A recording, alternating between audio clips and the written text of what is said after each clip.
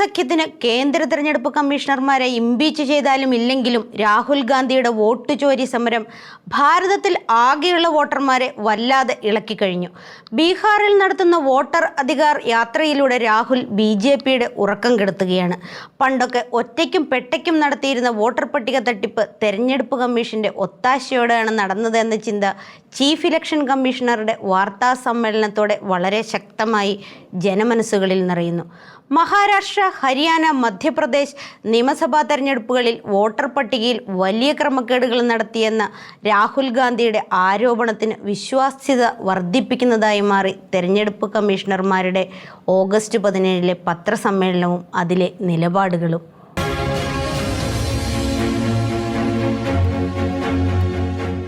Vote ചോരി പ്രക്ഷോഭണവും അതിന് കിട്ടുന്ന ജനപിന്തുണയും കണ്ട BJP സർക്കാർ വളരെ തന്ത്രപൂർവ്വം ജനശ്രദ്ധ തിരിച്ചുവിടുന്നതിനുള്ള 3 നിയമങ്ങളുമായി എത്തി.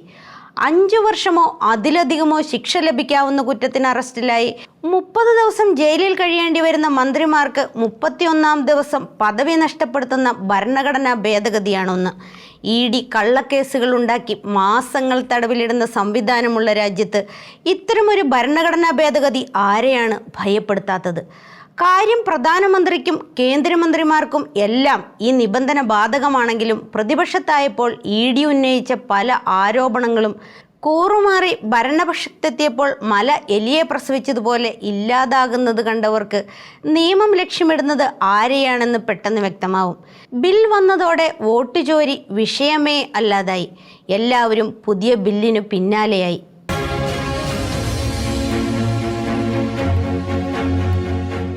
മഹാരാഷ്ട്രയിൽ 2024 മെയ് മാസത്തിൽ നടന്ന ലോക്സഭാ തെരഞ്ഞെടുപ്പിലേക്കാൾ 1/2 കോടി വോട്ടർമാരെ നവംബർ മാസത്തിൽ നടന്ന നിയമസഭാ തെരഞ്ഞെടുപ്പിൽ വോട്ടർ പട്ടികയിൽ ചേർത്തു.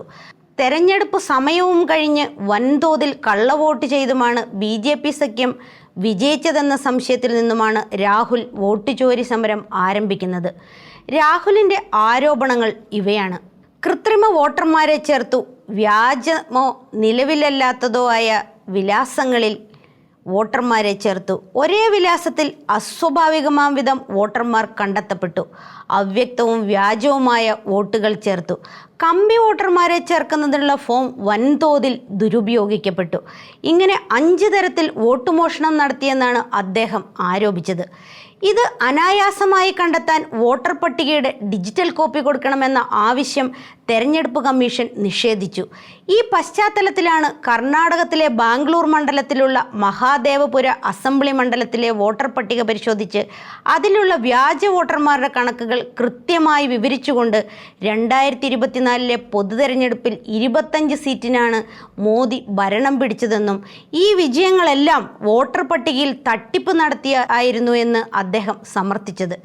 രാഹുൽ ഗാന്ധിയുടെ കണക്കുകൾക്കുള്ള തിരിച്ചടി എന്ന നിലയിലാണെങ്കിലും രാഹുൽ ഗാന്ധി മത്സരിച്ച വയനാട്ടിലും റായ്ബറേലിയിലും തൃണമൂൽ കോൺഗ്രസിലെ അഭിഷേക് ബാനർജി മത്സരിച്ച ഡയമണ്ട് ഹാർബറിലും അഖിലേഷ് യാദവ് മത്സരിച്ച കനൗജിലും അദ്ദേഹത്തിൻ്റെ ഭാര്യ ഡിംപിൾ മത്സരിച്ച മണിപ്പൂരിയിലും ആയിരക്കണക്കിന് വ്യാജ വോട്ടർമാരെ ചേർത്തിരുന്നു എന്ന് കേന്ദ്രമന്ത്രി അനുരാഗ് ഠാക്കൂറും ആരോപിച്ചു. വോട്ട് കവർച്ച നടക്കുന്നു എന്ന സത്യത്തിനാണ് ഠാക്കൂറിന്റെ ആരോപണവും അടിവരയിടുന്നത്. രാഹുൽ ഗാന്ധിയോട് സത്യവാങ്മൂലം ചോദിച്ച തെരഞ്ഞെടുപ്പ് കമ്മീഷൻ ഠാക്കൂറിനോട് സത്യവാങ്മൂലം ആവശ്യപ്പെട്ടില്ല.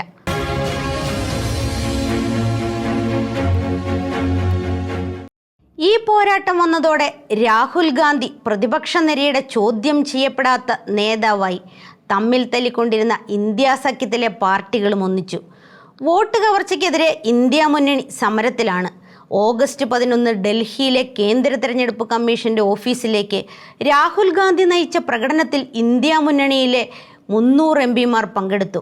2024 പൊതു തെരഞ്ഞെടുപ്പിന് ശേഷം ഇന്ത്യ മുന്നണി ഒന്നിച്ചൊരു പരിപാടി നടത്തുന്നത് ആദ്യമാണ്. ഇത്തരം യോജിച്ചുള്ള സമരങ്ങളാണ് മുന്നണിയുടെ ബന്ധം ശക്തമാക്കുന്നത്.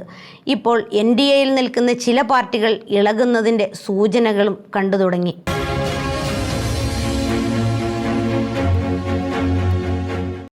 BJP ഭയന്നിട്ടുണ്ട്. അവരുടെ എല്ലാ നേതാക്കളും രാഹുലിനെതിരെ രംഗത്തിറങ്ങുന്നത് അതിൻ്റെ സൂചനയാണ്. കേരളത്തിൽ കോൺഗ്രസ് ഭരണകാലത്ത് വൈസ് ചാൻസലർ സ്ഥാനവും PSC ചെയർമാൻ സ്ഥാനവും വഹിച്ചിട്ടുള്ള ഒരു മഹാൻ വരെ രാഹുൽ ഗാന്ധിയെ വല്ലാതെ പരിഹസിച്ച് ഫേസ്ബുക്കിൽ കുറിപ്പിട്ടു. സമൂഹത്തിൽ ഇത്തിരി ആദരണീയ സ്ഥാനമുള്ള അദ്ദേഹം രാഹുൽ ചൂണ്ടിക്കാണിക്കുന്ന വിഷയങ്ങളോടല്ല രാഹുലിനെതിരെയാണ് പറയുന്നത്. തലയ്ക്ക് മന്തും കാലിനു ഭ്രാന്തും പിടിച്ച് രാഹുൽ ഓടി നടക്കുന്നു എന്നാണ് അദ്ദേഹത്തിൻ്റെ പോസ്റ്റിൻ്റെ ശീർഷകം തന്നെ. രാഹുൽ ഇറ്റാലിയൻ അല്ലെങ്കിൽ ബ്രിട്ടീഷ് പൗരനാണ്. നാട്ടിൽ അരാജകത്വവും പടർത്തുവാൻ ശ്രമിക്കുന്ന ജോർജ് സോറസാണ് രാഹുലിന് പിന്നിൽ. ഇന്ത്യ ലോകത്തിലെ വലിയ സാമ്പത്തിക ശക്തിയാകുന്നത് തടയാനാണ് രാഹുൽ പരിശ്രമിക്കുന്നത് തുടങ്ങിയവയാണ് അദ്ദേഹത്തിൻ്റെ ആരോപണങ്ങൾ. ബംഗ്ലാദേശിലുണ്ടായതുപോലുള്ള പ്രക്ഷോഭം ഭാരതത്തിലുണ്ടാകുമോ എന്ന ഭയവും BJPക്കുണ്ടെന്ന് ഇദ്ദേഹത്തിൻ്റെ അടക്കം ന്യായീകരണങ്ങളിൽ വായിച്ചെടുക്കാം. ഏതാനും ദിവസം മുമ്പ് കണ്ട ഒരു പോസ്റ്റിൽ അത്തരം സമരത്തിനിറങ്ങിയാൽ തലയ്ക്കുള്ളിൽ ഇരുമ്പുണ്ട കയറ്റും എന്നുവരെ ഒരാൾ എഴുതി കണ്ടു. ബംഗ്ലാദേശിൽ ഇരുമ്പുണ്ട ഇല്ലാതിരുന്നതുകൊണ്ടാണോ അവിടുത്തെ ഏകാധിപതിക്ക് നാടുവിടേണ്ടി വന്നത് എന്ന് പോസ്റ്റുകാരൻ പറഞ്ഞില്ല. ഇതിലെല്ലാം സുപ്രധാനം നാട്ടിലാകെ വോട്ടർ പട്ടിക ജനങ്ങളുടെ സൂക്ഷ്മ പരിശോധനയ്ക്ക് വിധേയമാകുന്നു എന്നതാണ്. തെരഞ്ഞെടുപ്പ് കമ്മീഷൻ പ്രത്യേക സമഗ്ര പരിഷ്കരണം നടത്തിയ ബീഹാറിലെ വോട്ടർ പട്ടികയുടെ ഓഗസ്റ്റ് 1 പ്രസിദ്ധീകരിച്ച കരടിൽ വലിയ രീതിയിൽ ക്രമക്കേടുകൾ കണ്ടെത്തിയതായി റിപ്പോർട്ടേഴ്സ് കളക്റ്റീവ് എന്ന സംഘടന കണ്ടെത്തി. ബീഹാറിലെ പിപ്ര, ബാഗഹ, മോത്തിഹാരി എന്നീ നിയമസഭാ മണ്ഡലങ്ങളിൽ മാത്രം 80,000 വ്യാജ വോട്ടർമാരെ കണ്ടെത്തി. പിപ്ര മണ്ഡലത്തിൽ ഒരേ മേൽവിലാസത്തിൽ 509 വോട്ടുണ്ട്. ഈ വോട്ടർമാർ പല മതക്കാരും ജാതിക്കാരുമാണ്. വിലാസം തന്നെ ഇല്ലാത്തതാണ് എന്ന് കളക്റ്റീവ് കണ്ടെത്തി.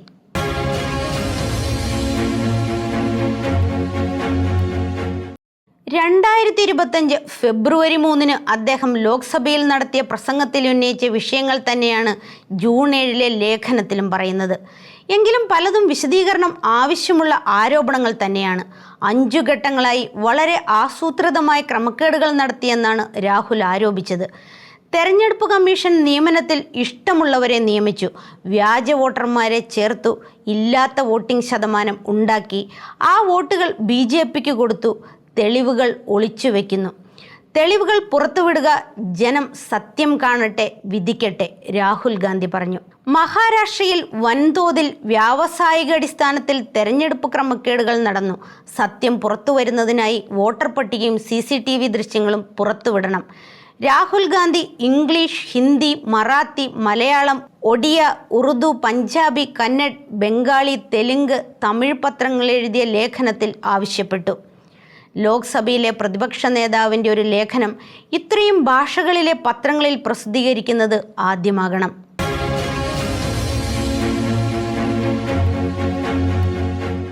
വോട്ടർ പട്ടികയിലെ കൃത്രിമം അടുത്ത കാലത്ത് തുടങ്ങിയതാണെന്നല്ല, ഭാരതത്തിൽ ഇന്നുവരെ വന്നിട്ടുള്ള 18 പൊതു തെരഞ്ഞെടുപ്പുകളിലും മാത്രമല്ല, നിയമസഭാ തെരഞ്ഞെടുപ്പുകളിലും പഞ്ചായത്ത് തെരഞ്ഞെടുപ്പുകളിലും പോലും ഇത് നടന്നിട്ടുണ്ട്. 2019 പൊതു തിരഞ്ഞെടുപ്പ് കാലത്ത് ആറ്റിങ്ങൽ മണ്ഡലത്തിലെ കോൺഗ്രസ് സ്ഥാനാർത്ഥി അടൂർ പ്രകാശ് ആദ്യ വോട്ടർ പട്ടികയിലുണ്ടായിരുന്ന 60,000 ഇരട്ട വോട്ടുകൾ നീക്കം ചെയ്യിച്ചില്ലേ? BJPക്കാർ ചേർത്തവരായിരുന്നോ അവരെല്ലാം? 2021 കേരള നിയമസഭാ തെരഞ്ഞെടുപ്പ് കാലത്ത് പ്രതിപക്ഷ നേതാവ് രമേശ് ചെന്നിത്തല 2021 മാർച്ച് 17 ഇന്ദിരാഭവനിൽ നടത്തിയ പത്രസമ്മേളനത്തിൽ വോട്ടർ പട്ടികയിലെ ക്രമക്കേടുകളെ അമ്പരപ്പിക്കുന്ന വിവരങ്ങൾ പുറത്തുവിട്ടില്ലേ? കാസർഗോട്ടെ ഉദുമ മണ്ഡലത്തിലെ 61 വയസ്സുള്ള ഒരു വോട്ടർക്ക് 5 വോട്ട്, 5 ID കാർഡുകളും വിതരണം ചെയ്തു. തുടർന്നുള്ള ദിവസങ്ങളിൽ 140 മണ്ഡലങ്ങളിലും പരിശോധന നടന്നപ്പോൾ 34 ലക്ഷം വോട്ട് തട്ടിപ്പ് സംഭവങ്ങൾ കണ്ടെത്തി. ഇതിൽ 3,24,291 വോട്ടുകൾ ഒരു മണ്ഡലത്തിലായിരുന്നു. തെരഞ്ഞെടുപ്പ് കമ്മീഷന് പരാതി കൊടുത്തു. കാര്യമായ ഫലമുണ്ടായില്ല. ഹൈക്കോടതിയെ സമീപിച്ചു.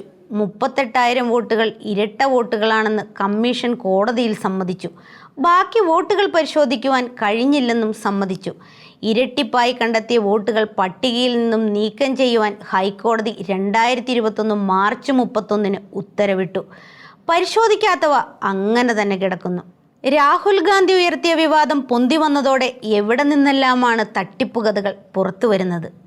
തദ്ദേശ തെരഞ്ഞെടുപ്പിനുള്ള കേരളത്തിലെ വോട്ടർ പട്ടികയിൽ ആകെ തകരാറാണെന്ന് ആരോപിക്കുന്നത് BJP അല്ലേ? അനൂപ് ആന്റണി കോടതിയെ സമീപിക്കാൻ ആലോചിക്കുകയല്ലേ? പക്ഷേ ഇപ്പോൾ നടക്കുന്നത് ഇത്തരത്തിലുള്ള ഒറ്റപ്പെട്ട സംഭവമല്ല എന്നതാണ് വിഷയം. വളരെ ആസൂത്രിതമായി സംഘടിതമായി തട്ടിപ്പുകൾ നടത്തിയെന്നാണ് രാഹുൽ ഗാന്ധി പറയുന്നത്.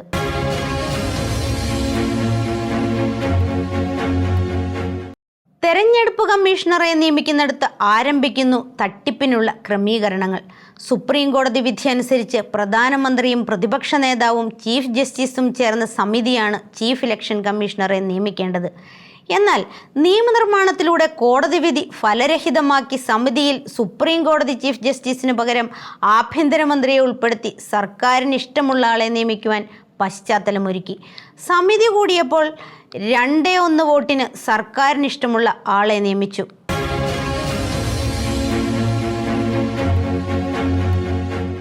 അടുത്തതായി നിയമസഭാ തെരഞ്ഞെടുപ്പിനുള്ള വോട്ടർ പട്ടികയിൽ വ്യാജ വോട്ടർമാരെ ചേർക്കുകയായി.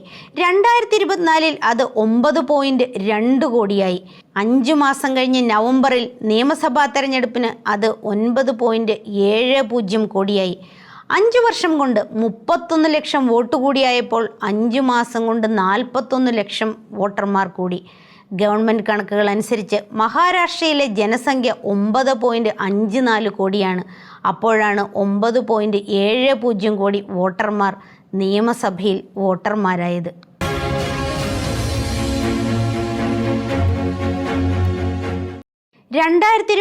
നവംബർ 20 നിയമസഭയിലേക്കുള്ള തെരഞ്ഞെടുപ്പ് നടന്നു. വൈകുന്നേരം 5 ക്യൂ നിന്നവരെ എല്ലാം വോട്ട് ചെയ്യിച്ചു. വൈകുന്നേരം 5 പോളിംഗ് ശതമാനം 58.22 ആയിരുന്നു. ക്യൂ നിന്നവർ വോട്ട് ചെയ്തതോടെ ശതമാനക്കണക്ക് കുതിച്ചുയർന്നു. പിറ്റേന്ന് രാവിലെ ശതമാനക്കണക്ക് 66.05 ആയി. 7.83% പേർ അതിനുശേഷം വോട്ട് ചെയ്തു. അതായത് 76 ലക്ഷം വോട്ടർമാർ 5 മണിക്ക് ശേഷം വോട്ട് രേഖപ്പെടുത്തി. ഈ വർധന അമ്പരപ്പിക്കുന്നതാണ്. 2009 വൈകുന്നേരത്തെ കണക്ക് 60% അത് പിറ്റേന്ന് 59.50 കുറഞ്ഞു. 2014 വൈകുന്നേരത്തെ കണക്ക് 62% 63.08% പിറ്റേന്ന് മാറി. 2019 വൈകുന്നേരത്തെ കണക്ക് 60.46 ആയിരുന്നത് 61.10 2024 58.22 ആയിരുന്നത് പിറ്റേന്ന് 66.05 എന്നാൽ നിയമസഭാ തെരഞ്ഞെടുപ്പിൽ അമ്പരപ്പിക്കുന്ന വ്യത്യാസമാണ് ഉണ്ടായതെന്ന് രാഹുൽ ഗാന്ധി ചൂണ്ടിക്കാണിച്ചു. മഹാരാഷ്ട്രയിൽ 1 ലക്ഷത്തിലധികം ബൂത്തുകളുണ്ട്. എന്നാൽ വോട്ടർ പട്ടികയിൽ കൂടുതൽ വോട്ടർമാർ വന്ന ലോക്സഭാ ഇലക്ഷനിൽ BJP പിന്നിലായത് 85 മണ്ഡലങ്ങളിലെ 12,000 ബൂത്തുകളിലാണ്. ഓരോ ബൂത്തിലും 600 വോട്ടർമാർ വെച്ച് വൈകുന്നേരം 5 ശേഷം വോട്ട് ചെയ്തു. ഒരു വോട്ടർക്ക് 10 മിനിറ്റ് വെച്ചെടുത്താൽ 10 മണിക്കൂർ വേണം വോട്ടിംഗ് തീരാൻ. ഇത്രയും സമയം എവിടെയും എടുത്തില്ല. പിന്നെ എങ്ങനെ വോട്ട് കൂടി? ആ 85 സീറ്റുകളിൽ ഭൂരിഭാഗവും BJP മുന്നണി ജയിച്ചു. തെരഞ്ഞെടുപ്പ് കമ്മീഷൻ പറഞ്ഞത് യുവാക്കൾ കൂടുതലായി വോട്ട് ചെയ്തു എന്നാണ്. അത് 12,000 ബൂത്തിൽ ഒതുങ്ങിയോ എന്ന് രാഹുൽ ചോദിക്കുന്നു. ബാക്കി 88,000 ബൂത്തുകൾക്ക് എന്ത് സംഭവിച്ചു? കമ്മതി മണ്ഡലം ഉദാഹരണമായി രാഹുൽ ചൂണ്ടിക്കാണിച്ചു. 2024 ലോക്സഭാ തെരഞ്ഞെടുപ്പിൽ കോൺഗ്രസിന് അവിടെ 1.36 ലക്ഷം വോട്ട് ലഭിച്ചു. BJPക്ക് 1.19 ലക്ഷവും നിയമസഭാ തെരഞ്ഞെടുപ്പിൽ കോൺഗ്രസിന് 1.34 ലക്ഷവും വോട്ട് കിട്ടി. BJP 1.75 ലക്ഷത്തിലേക്ക് കുതിച്ചു. 56,000 വോട്ട് കൂടി. 35,000 പുതിയ വോട്ടർമാരാണ് വന്നത്. അങ്ങനെയാണ് മഹാരാഷ്ട്രയിൽ BJPക്ക് 149-ൽ 132 സീറ്റും കിട്ടിയത്.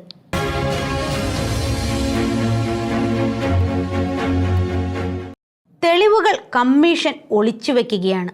ഫോട്ടോ പതിച്ച വോട്ടർ കാർഡുകൾ നിർബന്ധമാക്കണമെന്ന ആവശ്യം കമ്മീഷൻ അംഗീകരിച്ചില്ല. രാഹുൽ കുറ്റപ്പെടുത്തി. തെരഞ്ഞെടുപ്പ് ക്രമക്കേടുകൾ സംബന്ധിച്ച എല്ലാ ചോദ്യങ്ങൾക്കും കമ്മീഷൻ മൗനം പാലിക്കുന്നു. അല്ലാത്തപ്പോൾ കോപിക്കും.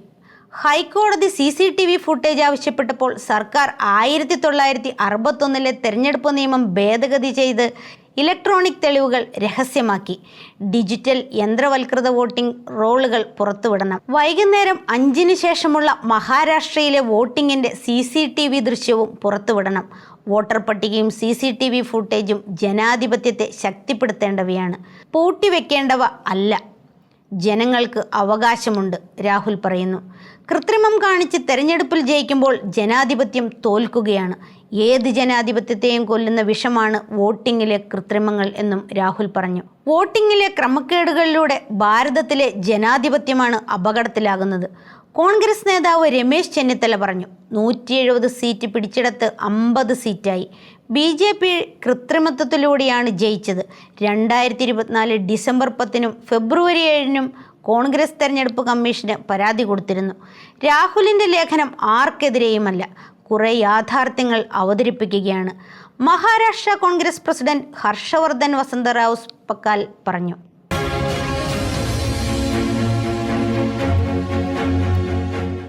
എല്ലാം സുതാര്യമായിരുന്നു എന്ന് തെരഞ്ഞെടുപ്പ് കമ്മീഷൻ തീർത്തു പറയുന്നു. വോട്ടെടുപ്പ് നടന്ന കാലത്തൊന്നും ഒരു പരാതിയും തന്നില്ല. ഇപ്പോഴാണ് പരാതിയുമായി വരുന്നത് എന്നും കമ്മീഷൻ ചൂണ്ടിക്കാണിക്കുന്നു. നേരത്തെ പറഞ്ഞതും വിശദീകരിച്ചതുമായ ആരോപണങ്ങളാണ് രാഹുൽ ആവർത്തിക്കുന്നത് എന്നും കമ്മീഷൻ പറയുന്നു. 2 മണിക്കൂറിൽ 65 ലക്ഷം വോട്ട് ചെയ്തത് അധികമല്ല.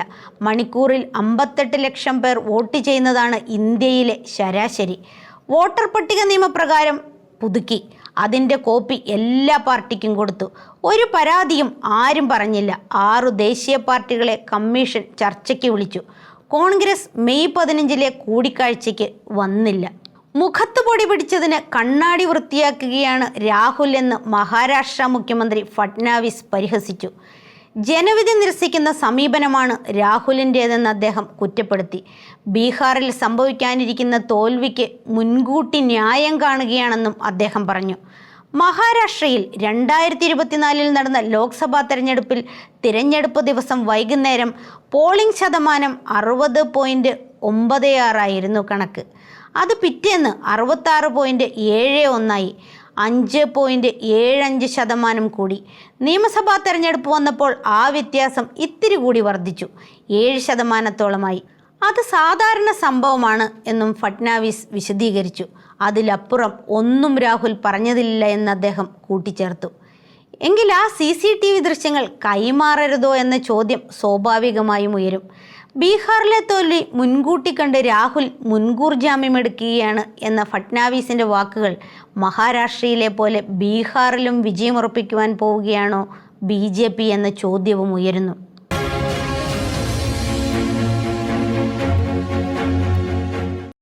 ഓഗസ്റ്റ് 17 നടത്തിയ പത്രസമ്മേളനത്തിൽ ചീഫ് കമ്മീഷണർ ജ്ഞാനേഷ് കുമാർ എടുത്ത നിലപാടുകൾ സംശയകരമായി, കമ്മീഷന്റെ വിശ്വാസ്യത തകർക്കുന്നതുമായി. തെളിവുകൾ ഒളിച്ചുവെക്കുന്നതിന് ന്യായീകരണമായി കമ്മീഷൻ പറഞ്ഞത് 2018-ലെ കമൽനാഥും ഇലക്ഷൻ കമ്മീഷനും തമ്മിലെ കേസിൻ്റെ സുപ്രീം കോടതി വിധിയാണ്. മധ്യപ്രദേശ് തെരഞ്ഞെടുപ്പിനായി 2018 ജൂലൈ 31-ന് കമ്മീഷൻ പ്രസിദ്ധീകരിച്ച വോട്ടർ പട്ടികയുടെ സോഫ്റ്റ് കോപ്പി അദ്ദേഹം ആവശ്യപ്പെട്ടു. 27 ലക്ഷം വോട്ടർമാരെ അധികമായി ചേർത്തത് അദ്ദേഹം ചോദ്യം ചെയ്തു. എന്നാൽ 24 ലക്ഷം പേരെ പിന്നീട് ഒഴിവാക്കിയതായി കമ്മീഷൻ അറിയിച്ചു. 8728 പേർക്ക് ഇരട്ട വോട്ടുണ്ടെന്നും അത് തിരുത്തുമെന്നും കമ്മീഷൻ കോടതിയെ അറിയിച്ചു. ഹർജിക്കാരന് പരിശോധിക്കാവുന്ന വിധത്തിൽ കരട് വോട്ടർ പട്ടിക വെബ്സൈറ്റിൽ പ്രസിദ്ധീകരിക്കണമെന്ന് ഹർജിക്കാരന് ആവശ്യപ്പെടാനാവില്ലെന്ന് മാത്രമാണ് അന്ന് സുപ്രീം കോടതി പറഞ്ഞതെന്നും സോഫ്റ്റ്വെയർ കോപ്പികൾ നൽകുന്നതിന് വിലക്കുണ്ടെന്ന വാദം ശരിയല്ലെന്നും നിയമവിദഗ്ധർ ചൂണ്ടിക്കാണിക്കുന്നു. പരിശോധിക്കാനാവുന്ന സോഫ്റ്റ്വെയറുകൾ കൊടുക്കണോ എന്ന് തീരുമാനിക്കേണ്ടത് കമ്മീഷനാണ് എന്നാണ് വിധി പറയുന്നത്. ഡിജിറ്റൽ കോപ്പികളും സോഫ്റ്റ്വെയറും ഉണ്ടാക്കുന്ന സൗകര്യം നിഷേധിക്കുന്ന കമ്മീഷന്റെ നടപടി സത്യം പുറത്തു വരുന്നതിൽ കമ്മീഷനെന്തോ ഭയമുണ്ട് എന്നതിൻ്റെ സൂചനയായി വിദഗ്ധർ വ്യാഖ്യാനിക്കുന്നു. 2023-ലെ അനൂപ് കേരൻബാൽ കേസിൽ സുപ്രീം കോടതി ഉത്തരവായതുപോലെ തെരഞ്ഞെടുപ്പ് കമ്മീഷൻ നിയമനം ഭേദഗതി ചെയ്ത് പ്രധാനമന്ത്രിയും പ്രതിപക്ഷ നേതാവും ചീഫ് ജസ്റ്റിസും അടങ്ങിയ നിയമന സമിതി ഉണ്ടായാലേ ഇന്നത്തെ അവസ്ഥയ്ക്ക് പരിഹാരമാവൂ എന്ന ചിന്തയും ശക്തമാവുകയാണ്.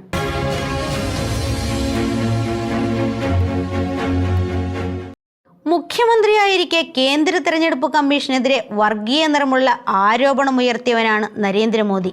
2002-ൽ മോദി നിർദ്ദേശിച്ച സമയത്ത് ഗുജറാത്ത് അസംബ്ലി തെരഞ്ഞെടുപ്പ് നടത്താൻ തെരഞ്ഞെടുപ്പ് കമ്മീഷൻ കൂട്ടാക്കിയില്ല.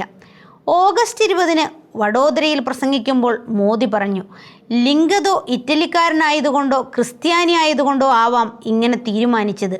മോദി പറഞ്ഞത് ഇങ്ങനെയാണ്: JM ലിങ്ദോ എന്നറിയപ്പെടുന്ന കമ്മീഷണറുടെ പേര് ജെയിംസ് മൈക്കിൾ ലിങ്ദോ എന്നായതുകൊണ്ടാണോ അതോ അദ്ദേഹം ഇറ്റലിക്കാരനായതുകൊണ്ടാണോ ഇങ്ങനെ ചെയ്തത് എന്ന് എനിക്കറിയില്ല. സോണിയയോട് ചോദിക്കണം, മോദി പറഞ്ഞു. അവർ സോണിയയും ലിങ്ദോയും പള്ളിയിൽ വെച്ച് കാണാറുണ്ടോ എന്നും പത്രക്കാർ ചോദിച്ചു അത്രേ. ഓഗസ്റ്റ് 24 പ്രധാനമന്ത്രി വാജ്പേയി തന്നെ കുറ്റപ്പെടുത്തി. ഗുജറാത്തിലെ തിരഞ്ഞെടുപ്പ് നടത്തുന്നത് സംബന്ധിച്ച് തീരുമാനത്തെക്കുറിച്ച് അഭിപ്രായ വ്യത്യാസമുണ്ടാവാം, പക്ഷേ ഇത്തരം ദുസ്സൂചന പാടില്ല, വാജ്പേയി പറഞ്ഞു. എല്ലാ സ്ഥാപനങ്ങളും ഭരണഘടനാപരമായ ലക്ഷ്മണരേഖകൾക്കുള്ളിൽ നിന്ന് പ്രവർത്തിക്കണം. അപ്പോഴാണ് ജനാധിപത്യം പുലരുക. മുരളി മനോഹർ ജോഷിയും മോദിയെ കുറ്റപ്പെടുത്തി. എന്നാൽ LK അദ്വാനിയും പാർട്ടി അധ്യക്ഷനായിരുന്ന വെങ്കയ്യ നായിഡുവും മോദിയെ പിന്താങ്ങി. തെരഞ്ഞെടുപ്പ് കമ്മീഷണർമാരുടെ പ്രവർത്തനങ്ങൾ നേരത്തെയും വിവാദമായിട്ടുണ്ട്. TN ശേഷൻ എല്ലാവരെയും വിരട്ടിയ തെരഞ്ഞെടുപ്പ് കമ്മീഷണറായിരുന്നു. ശേഷനെതിരെ പരാതികൾ ഉണ്ടായിരുന്നു. 2009 നവീൻ ചൗളയ്ക്കെതിരെ ഇലക്ഷൻ കമ്മീഷണറായിരിക്കുമ്പോൾ 2000 MP-മാർ ഒപ്പിട്ട് പരാതി കൊടുത്തു. കോൺഗ്രസ് അനുകൂലമെന്നായിരുന്നു ആരോപണം. പക്ഷേ അദ്ദേഹം ചീഫ് ഇലക്ഷൻ കമ്മീഷണറായി.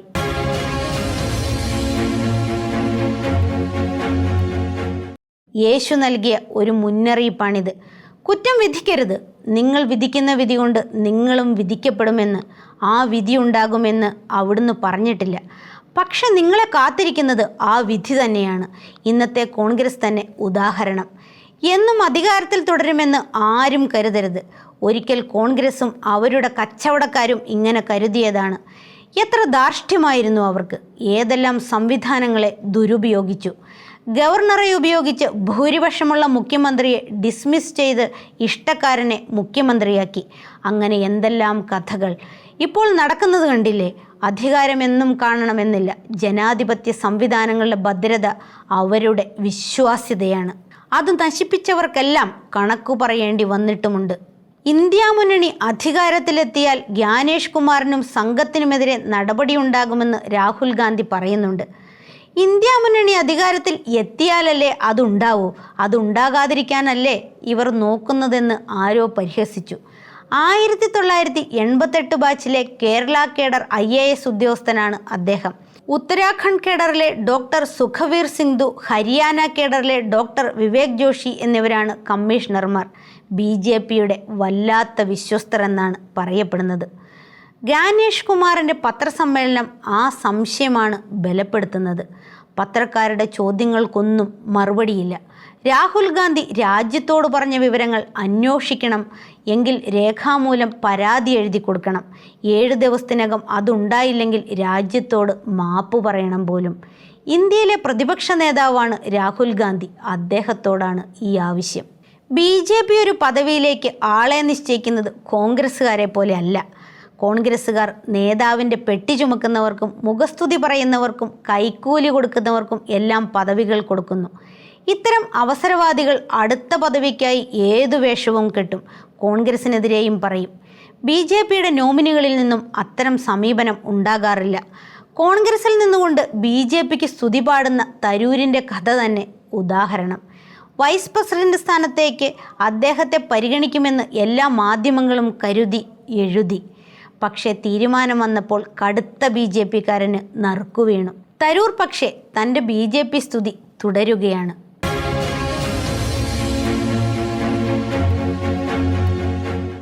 തെരഞ്ഞെടുപ്പ് കമ്മീഷനെതിരെ ഇന്ത്യ സഖ്യം ഇംപീച്ച്മെന്റ് നീക്കം നടത്തുമോ? അത്തരമൊരു സാധ്യതയുടെ സൂചനകൾ അവർ തന്നെ പടർത്തിയിട്ടുണ്ട്.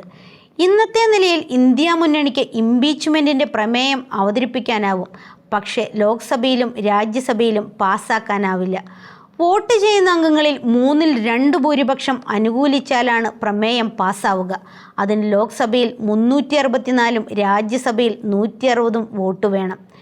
ഇന്ത്യ മുന്നണിക്ക് എത്ര ശ്രമിച്ചാലും അതുണ്ടാവില്ല.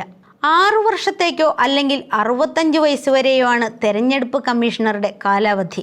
ഭരണഘടനയുടെ 324 വകുപ്പിൽ 5ാം ഉപവകുപ്പ് അനുസരിച്ച് തെരഞ്ഞെടുപ്പ് കമ്മീഷണറെ ഇംപീച്ച് ചെയ്യുന്നത് സുപ്രീം കോടതി ജഡ്ജിയെ ഇംപീച്ച് ചെയ്യുന്ന നടപടിക്രമം അനുസരിച്ചാണ്.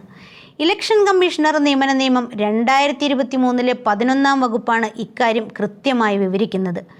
പ്രമേയത്തിന് നോട്ടീസ് കൊടുക്കുവാൻ ലോക്സഭയിൽ 100 അംഗങ്ങളുടെയും രാജ്യസഭയിൽ 50 അംഗങ്ങളുടെയും പിന്തുണ വേണം.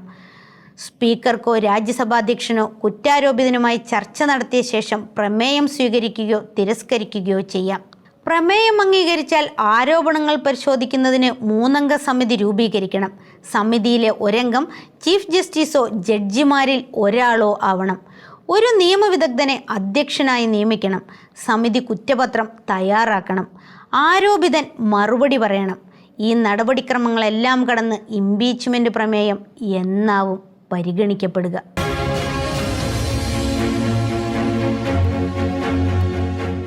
വെള്ളാപ്പള്ളിയുടെ വർഗീയ വിഷം ചീറ്റൽ, CPM-ലെ കത്തുവിവാദം, യൂത്ത് കോൺഗ്രസ് നേതാവിനെതിരായ യുവതികളുടെ ലൈംഗിക ചുവയുള്ള പരാതി, വേടൻ്റെ ലൈംഗികരികളുടെ പരാതി, കേരളത്തിലെ സംഭവങ്ങൾ മിക്കതും പ്രായപൂർത്തിയായവർക്ക് മാത്രം പറയാവുന്ന കാര്യങ്ങളായിട്ടുണ്ട്. ക്രൈസ്തവ സമൂഹത്തിന് കേരളത്തിലുള്ള വിദ്യാഭ്യാസ സ്ഥാപനങ്ങളുടെ എണ്ണമാണ് വെള്ളാപ്പള്ളിയെ വല്ലാതെ അസ്വസ്ഥനാക്കുന്നത്.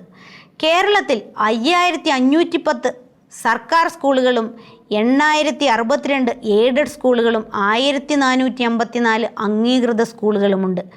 അവയിൽ വലിയ സംഖ്യ ക്രൈസ്തവ വിദ്യാലയങ്ങളാണ് എന്നത് യാഥാർത്ഥ്യമാണ്. ഒരു സർക്കാരിൻ്റെയും ഒത്താശ കൊണ്ട് ഉണ്ടായതല്ല ആ സാമൂഹിക യാഥാർത്ഥ്യം. ഇന്ന് വിദ്യാലയങ്ങളുടെ കണക്ക് പറയുന്നവർക്ക് അക്ഷരമറിയാതിരുന്ന കാലത്ത് ക്രൈസ്തവർ ആരംഭിച്ച വിദ്യാഭ്യാസ പ്രവർത്തനങ്ങൾ ഉണ്ടായതാണ്. 1977 കേരളത്തിലെ 99.7% ഗ്രാമങ്ങളിലും 2 കിലോമീറ്ററിനുള്ളിൽ പ്രൈമറി സ്കൂളുകളായി. 98.6% ഗ്രാമത്തിലും മിഡിൽ സ്കൂളുകളായി. 5 കിലോമീറ്ററിനുള്ളിൽ ഹൈസ്കൂളുകളായി. 1991 സമ്പൂർണ്ണ സാക്ഷരത്വം. ക്രൈസ്തവ വിദ്യാലയങ്ങൾ ഉണ്ടായതുകൊണ്ടാണ് ഇതെല്ലാം സംഭവിച്ചത്.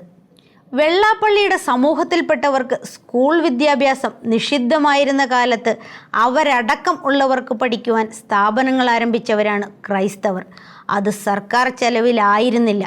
ബേസൽ ജർമ്മൻ മിഷൻ 1800 മലബാറിൽ വിദ്യാലയങ്ങൾ തുടങ്ങി. അതുകൊണ്ട് എല്ലാ സമുദായങ്ങളിലും പെട്ടവർ സാക്ഷരരായി. 1900 ആയപ്പോഴേക്കും ബേസൽ മിഷൻ നടത്തുന്ന വിദ്യാലയങ്ങളുടെ എണ്ണം 257ആയി.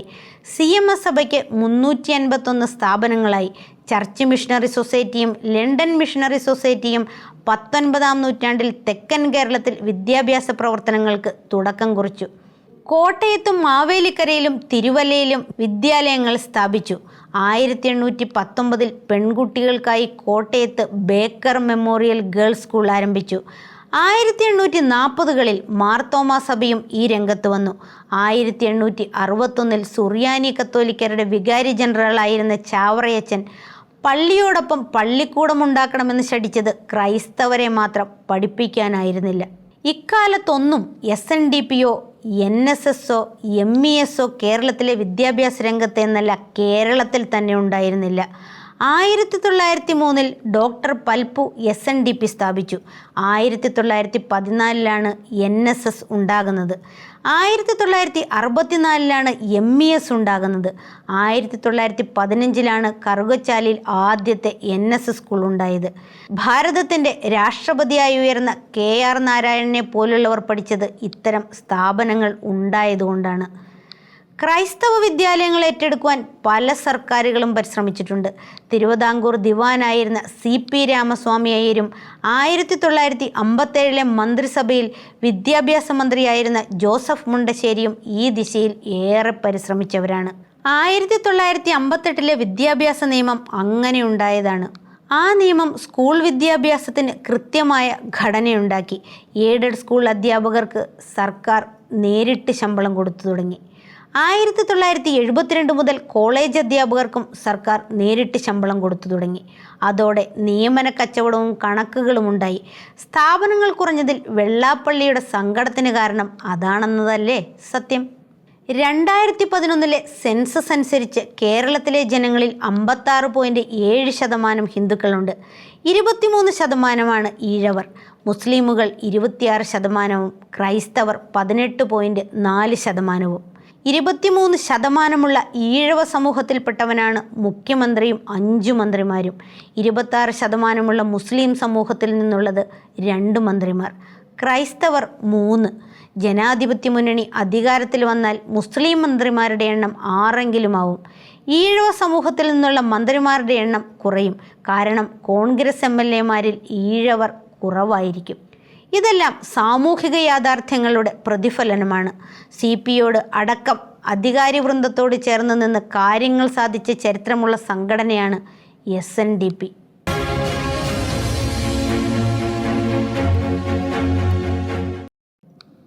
ഷീലോഹൻ്റെ കാഴ്ചകൾ ഇനി അടുത്ത ആഴ്ച.